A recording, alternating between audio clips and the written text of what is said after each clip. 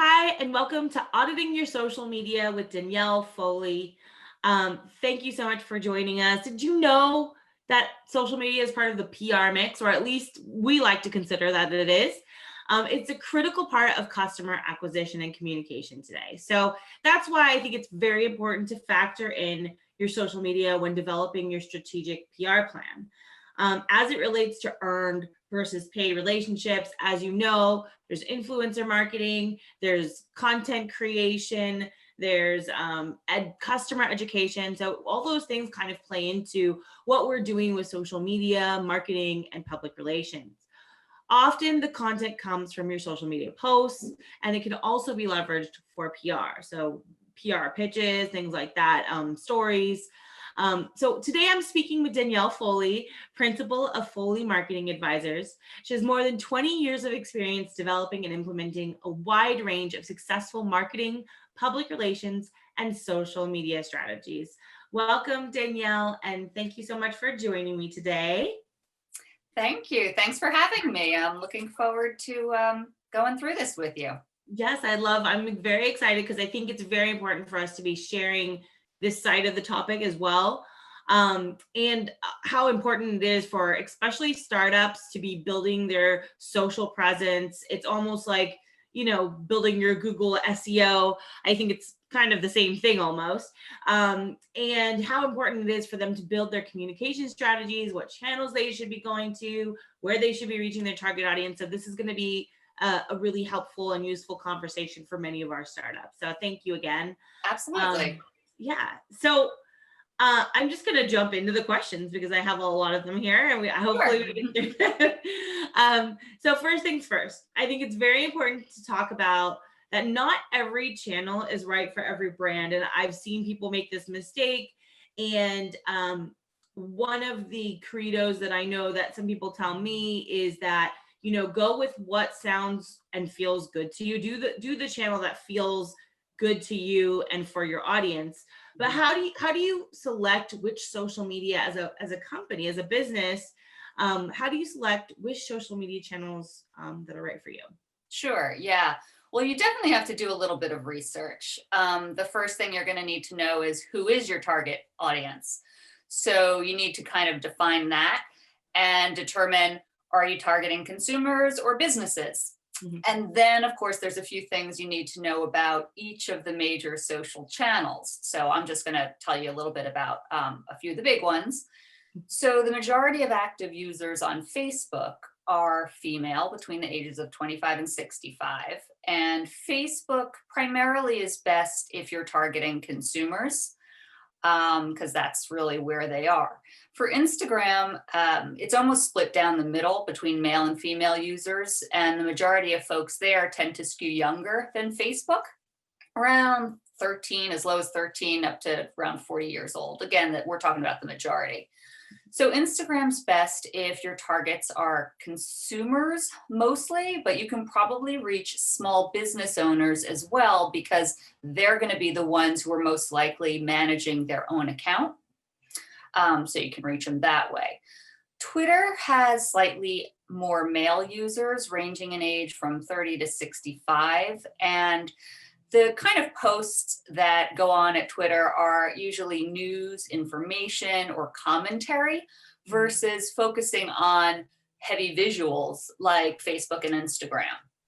And while you can use Twitter for reaching both consumers and businesses, it's a more effective strategy to use when you're trying to engage with individuals or, again, small business owners. Okay. And last but not least, LinkedIn. LinkedIn should absolutely be used if your targets are businesses. So the age range there is roughly 26 to 60. And it definitely seems like anyone who's in business at this point has an account on LinkedIn. Right. And of course, LinkedIn has Sales Navigator, which is their app, very powerful app that can specifically help to generate you some good quality leads. Yeah, no, that's a great breakdown. I think it's really important for people to realize that these channels all have different purposes. And so a lot of times, everyone thinks they have to be on everything. I know for me, for our businesses, like we really focus on Instagram and LinkedIn, obviously. But I do have that Facebook account where I don't do anything. And we actually have a client, they have a Facebook account, and the other day they're like, well, why do we have a Facebook account? I was like, I didn't set up your Facebook account. I'm not sure. But they don't have anything posted on there. And what they do have posted was from like 2014 or something like that. So it's really old content there. They don't even use it. It's almost like, I don't know, it's kind of almost worse that they have old content sitting there, right? Because they don't use that channel. So I know I was actually talking in a different conversation earlier about a company that I know. They don't use this channel, but they just set it up so it looks really nice. So they set up their like image a static image that they wanted there, and they just kind of like left it there, but it looks good. Yeah. I mean, definitely if you're going to have the channel be on, quote unquote, you definitely should populate it with content. There's no question about it. Because it'll just generate too many questions from people like, what's going on? Are they there? Are they not there? And it's easy enough to, especially if you're using a scheduling platform like Hootsuite, to just go ahead and schedule your content to Facebook as well, if you're going to have a Facebook account. Sure. That makes sense. Okay, so once you've determined the channels, you've decided, okay, my target audience lives on Instagram or whatever. What are the basics of creating your voice? Because I think that's really important, is like establishing a solid voice. We do the same thing when we're messaging for PR, of like creating this messaging that can convey a voice that we want to be streamlined across all platforms. So what are the goals and the best practices there? Sure. So, I mean, just to kind of do an overview of brand voice, it's very similar to like saying your brand's personality. And through social media, of course, you're conveying that personality through the messaging and the images that you're going to use. So the easiest way to kind of illustrate this is just through examples. So if you're a business that provides high-level training to C-level professionals, then you're going to want to keep your messaging and your visuals pretty buttoned up and professional. But if you're a consumer goods company that sells funny gag gifts, for example, your messaging and your visuals are going to be silly, comical, and lighthearted. Sure. And the only thing to keep in mind other than that is be consistent across all of your social channels. So, if you're funny on one, be funny on the other. Okay. That's it. Okay. And is that like goes along with the also design, right? Like be consistent with design too. Exactly. Brand. Yeah. Absolutely. Okay. I think that's one thing that a lot of companies forget, is that the look and feel should be kind of similar and congruent to each other, so that when you go there, it's almost like, you're almost like visiting their website, because it's like, absolutely. Yeah, really clean. I mean, that's what it is. All of these places are a version of that website. Yep. I think, yeah. Okay, so I think obviously one of the huge things that we're talking about here today is PR. And I think it's important for people to understand how PR and social media overlap, how they can work together, how they can support each other. What are your thoughts on how social media messaging should be overlapping with your PR program? And, maybe some ways that we could keep that lined up. Yeah, sure. So, it's funny, a lot of companies, they'll receive publicity and that'll be it. Like, oh, great, we received publicity. Well, it's not enough just to receive it. You have to promote that you've received it. Right. And, one of the best ways to do that is through your social media channels. And you'll want to create posts that speak to, obviously, the publicity that you received, where you received it from. And you're definitely going to want to mention or hashtag the outlet that you received it from in the post. And then also you're going to use the URL of where that publicity is found online. So if you include the bit of publicity on your website, that's fine. Then you can direct people back to your website on the landing page with that publicity. But if not, if it's in, the New York Times, you just put the URL directly to where it can be found. And I always find that it's like really funny, like people do the worst job of this. Like you've paid so much for your PR program, or you've worked so hard to get this piece, right. And you're like, okay, great, we got it. Now what do we do with it? Yeah, they're so excited that they got it that they're like, okay, we're done. We got it, and that's it. Yeah.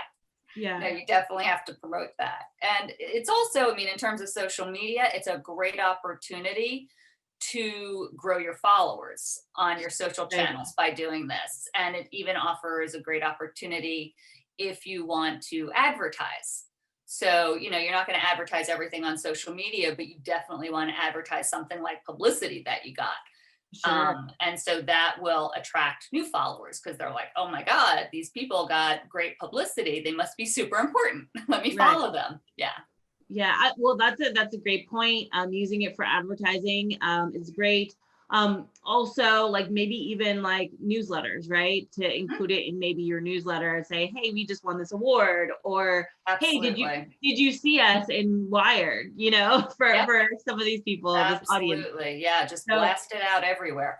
Yeah, we always recommend after we do a big like PR product launch or push, we usually like try to collect the all the logos and make sure they put it on their site like as seen in. But you could also post that on Instagram. Oh, absolutely. Yeah.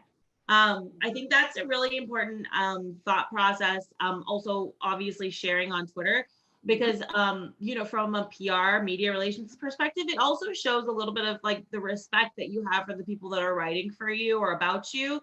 Obviously, when you or your PR person are pitching an article, you're requesting someone to validate what you're doing. And I think we forget the relationship that you're building a lot. Well, I don't, because I do this every day. We don't. Right. I think for someone who's just coming into PR, you're not realizing that everyone's doing a job, and every piece of the job really affects what they do next. So this happened to us quite a bit in crowdfunding, where this was maybe back in like 2016, but like where we were working with campaigns and people would support them, and then I'd go back maybe in the next campaign and someone would be like, well, we don't cover crowdfunding campaigns anymore because we're sticking our neck out and these crowdfunding campaigns aren't delivering. And not the ones that we were working with, but other ones weren't delivering. So it kind of like ruins it for everybody. Yeah. So it definitely takes a toll on their reputation as a media person. But on the flip side, on the positive side, on the point of Danielle, what she's saying, that when you do get something great and you're able to cross promote, it helps them as well. It helps the writer and the journalist. So it shows there's like a mutual respect that, okay, I'm sharing, they're sharing, we're all doing our part in this. Absolutely. So just reinforcing the relationship that you have with the outlets and the editors and whoever else, is huge. Yeah. So you definitely want to reach out to them, let them know also ahead of time that you are going to be publicizing, or promoting rather, the publicist. Oh, never mind. Scratch that. Take that part out. Okay. We're good.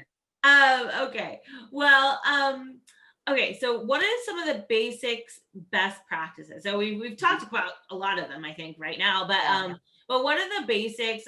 This is like really someone who's getting started, who wants to have a really nice social media presence. What are the basics of developing their strategy and kind of coming up with a plan? Yeah. Well, without getting too much into details, because I can go on forever about this stuff. Of course. Yeah. It's fairly simplistic in that once you've determined who your target audience is and which platforms they're actively on, I highly advise my clients, or I do it for them, to review and analyze at least 2 leaders and 2 direct competitors in their industry. So you really, I mean, you're going to create a spreadsheet and you're going to capture as much information about, again, the two leaders in the industry and your two direct competitors in the industry. Break down everything. And then you're going to want to see how you can differentiate just a bit so that you're unique, but you're still on par with them in terms of what they're doing. And sure, you know, you may not be able to afford some of the elaborate videos that some of the big guys have. There's always going to be some cost-effective tactics that you can employ to help you be perceived on the same level.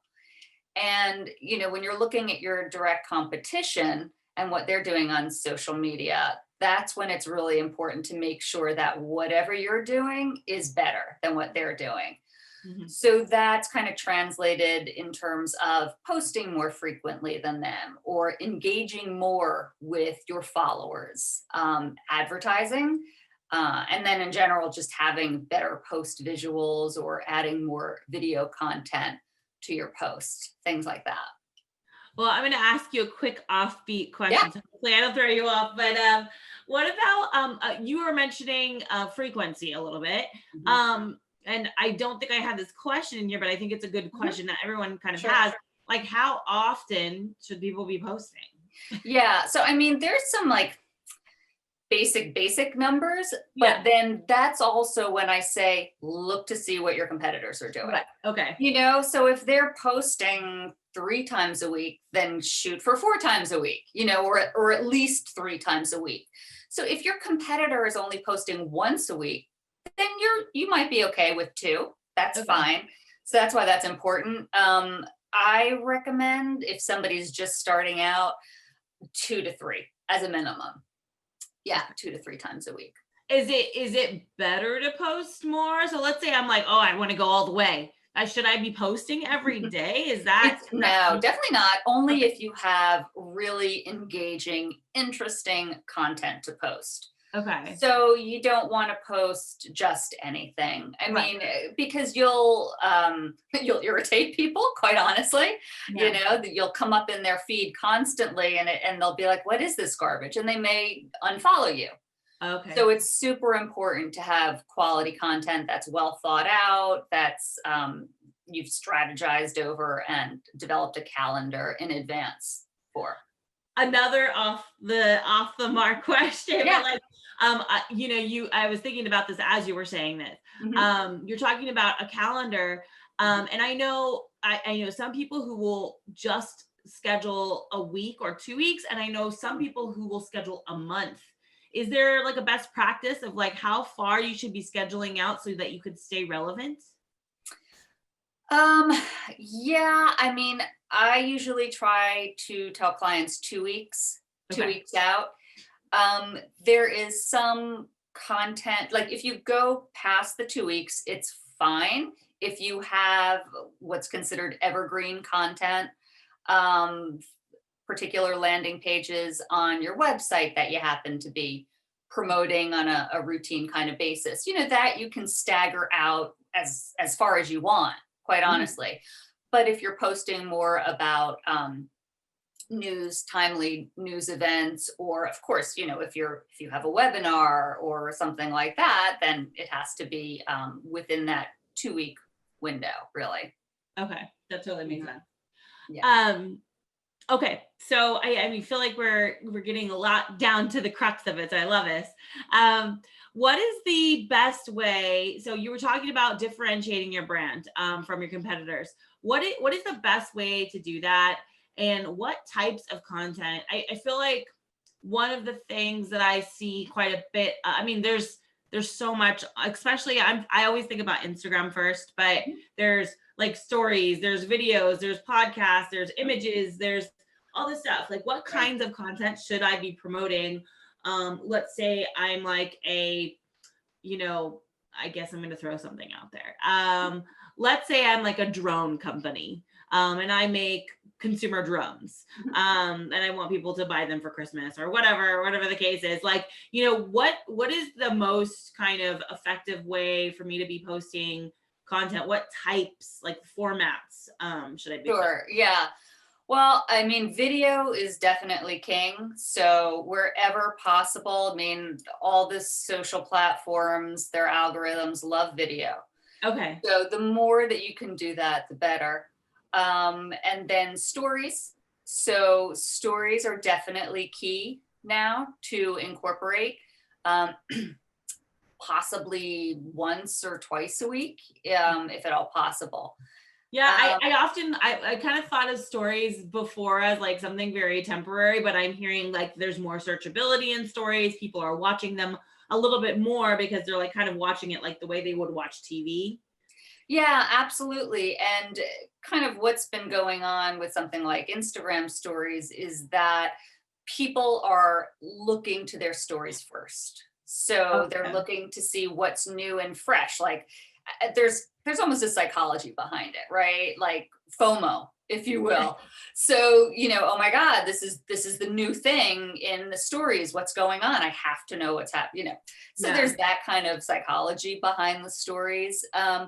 Also, what I do for some of my clients is I will post their content as a story, and then the following day, well, prior to the 24 hours, I'll highlight it, and that will save it in Instagram. So if you know in the profile, those circles there, yeah. So those are highlights, and they're kind of buckets or categories that you can keep and save certain content for. So one client, I do a featured client of theirs once a week.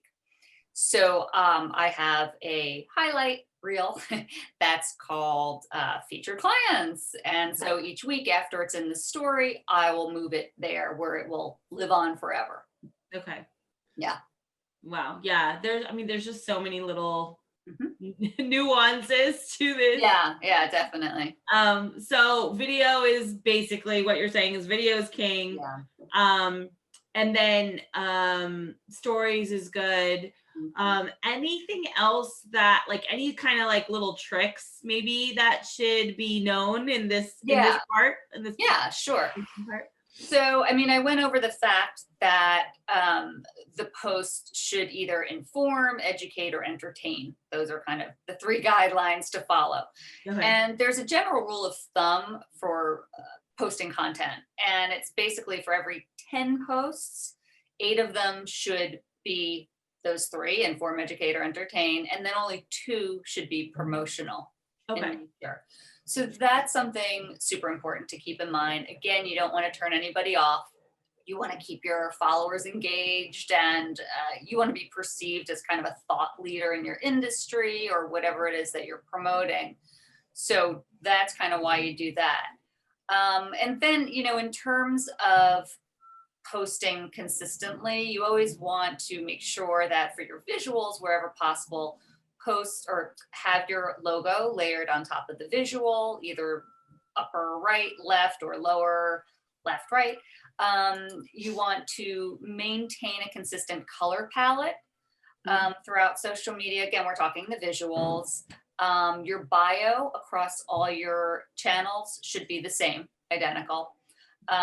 Your social handle. So that is a little difficult sometimes to get exact across all channels. A huge problem I've had Yeah. so many times. So many Yeah. times we've changed it just to have the same one Right. across, all of them.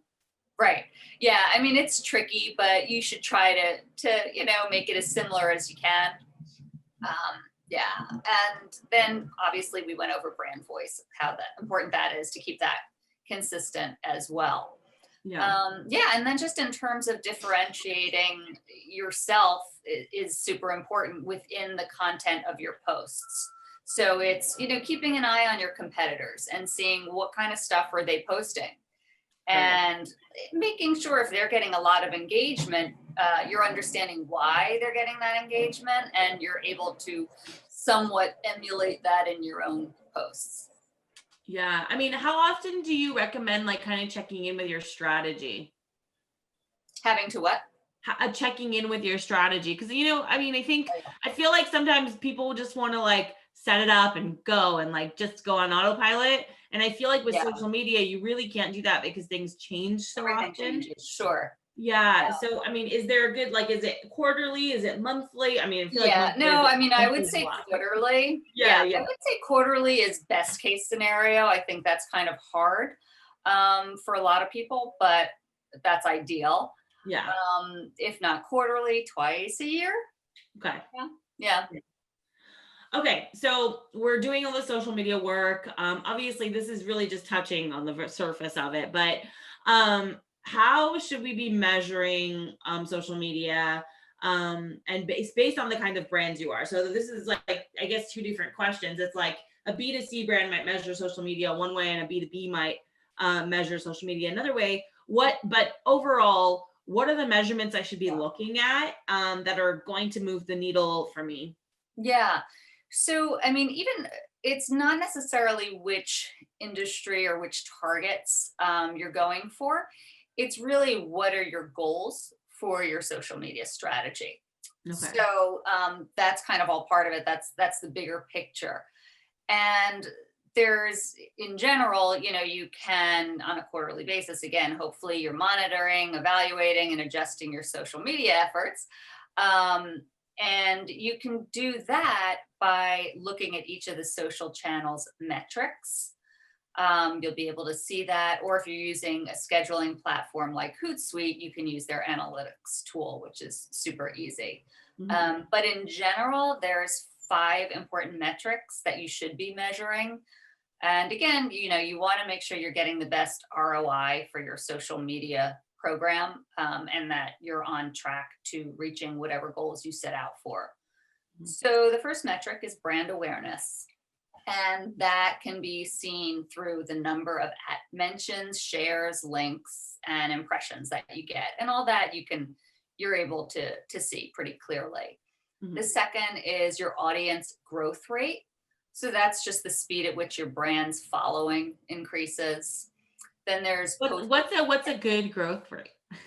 Oh, good question. Well, that's tricky because there's a lot of variables in there. Yeah, sure. So, you've got which channel is it on? You've got what's your industry? You've got who's your target? How many times are you posting?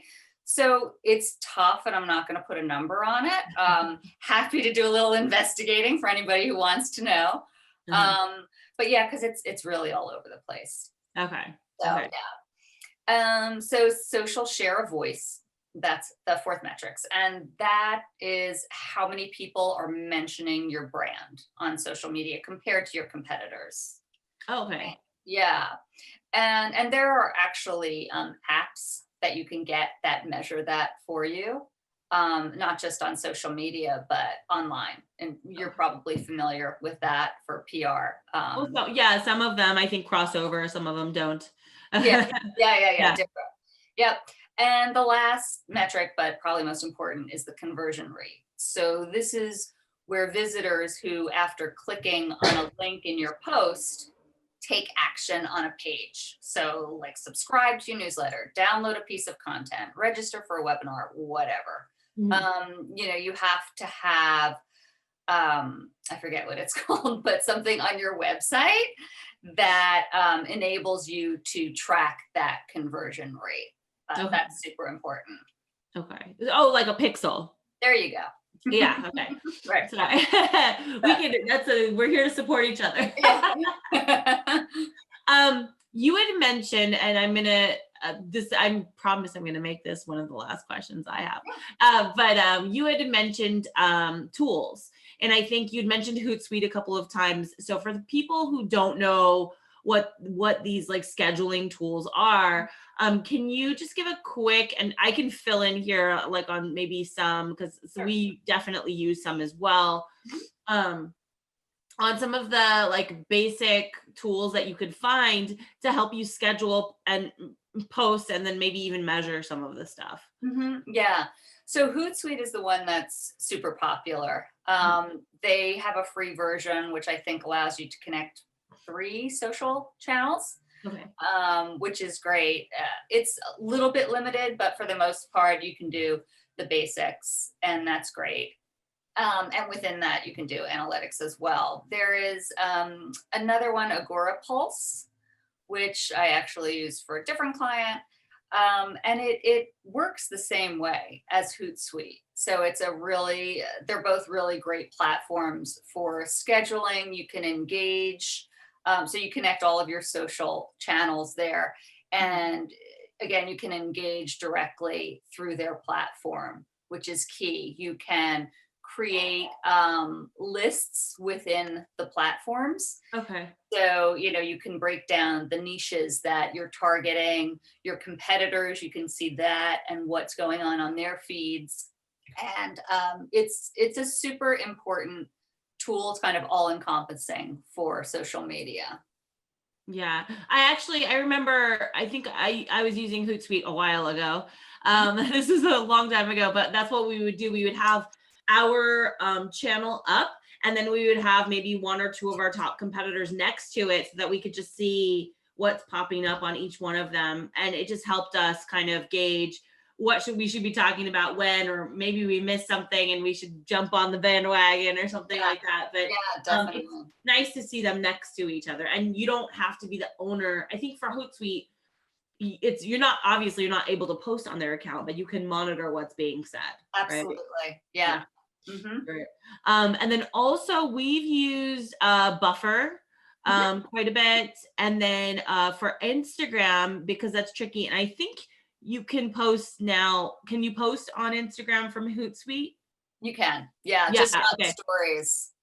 Oh, okay. So later, later is really designed for Instagram. I know we use that a lot for Instagram specifically. If you're a heavy Instagram company, then that might be a good option for you, because it does give you a lot of dynamic little tricks that you could do for Instagram. But it's designed specifically for that format because of that particular size and the look of how Instagram is. So later is a really good one as well. So we had mentioned Hootsuite, Agora Pulse, right? Buffer, later. And then do you ever use Social Mention to kind of look at brand voice, like how share a voice for social? Yeah. Okay. Yeah, I have. Yep. So Social Mention is another one. And you can, like, I think on Social Mention you can look up hashtags and find like trending hashtags and things that are popular. Right. I think actually, and I don't know if I'm going to put you on the spot too much about this. I had a hashtag conversation with someone the other day, and obviously you want to put hashtags on your posts to increase searchability. But one thing that we were talking about was having a hashtag that's too common. Yeah. And how that's not necessarily a good thing. Right. Exactly. Yeah. I mean, there's different nuances about developing your hashtags. It shouldn't be too long. There's like a sweet spot of how many characters it should be. Okay. You definitely want to do some research and figure out how much comes up, basically, for the hashtag that you're considering. So for me, marketing strategy, for example, something like that, or social media strategy, I do use those because it's really hard to come up with super unique marketing stuff. Yeah. I mean, I've done like small business marketing, social media, like, okay, that's a little bit better. So if it makes sense, and if you're able to really be specific with your hashtags, that's great. And of course, you also always want to have your own branded hashtag, which hopefully is unique. Right. Yeah. I think I guess for us, for services, social media, PR. I mean, those are going to be like the main ones that we always use. You kind of just want to be in the stream of that consciousness. But one of the conversations we're having is, like you said, if you could be more unique, you rank higher in the posts when people search that hashtag. So if you are able to have a more like fine-tuned hashtag, but that's still used, like it's like you said, a very special sweet spot of the being used and also being unique, but you also want to rank on the top of that list. Yeah, absolutely. And, if you're a small or even a medium-sized business, sometimes a good tactic to use is geography. Oh, okay. A lot of people, if you're a PR firm located in Atlanta, hashtag Atlanta PR firm or just Atlanta PR, stuff like that can be beneficial because that's how people search if they're looking for, that type of service. Oh, that's true. And maybe like even like smaller businesses, maybe like coffee shops or services. Yep. That totally makes sense. And I Absolutely. think you kind of brought up something that, I think is really interesting. We use this for PR as well. But what would you Google? I think is like, maybe I should coin that phrase. But like you said, like, how are people going to search for you? And I think obviously that comes up in digital marketing, SEO, all kinds of different conversations. But that's another good way of coming up with your hashtag, I feel like, too. Yeah. Searching, like if you were searching for something, what would you search for? Kind of like that. Yeah. And we say the same thing for subject lines. Like I always tell people, like, if you're not going to open your own email, nobody will. Right. So sometimes I just send myself an email to see if the headline or the subject line kind of stands out a little bit. Yeah, Yeah, definitely. But I think again, same thing goes with hashtags, and I feel like also same thing goes with some of these posts, like the content of the post. Right. If you're bored reading it, likelihood of other people being bored is pretty high. Right. Exactly. Yeah. Yeah. So I think people don't realize the amount of work and effort that goes into social media and what you do. Thank you so much for sharing this information. I think it's very important for people to take social media seriously and do it well. Yeah. You can always post things, but if it doesn't have like a purpose or a function for your business, then you're really just wasting time, I feel like. So if you're going to have a social media strategy, do a good job. Do a good job. Follow these best practices. Danielle, if someone needs to find you, how could they find you? Yeah, well, you can check out my website at foleymarketingadvisors.com.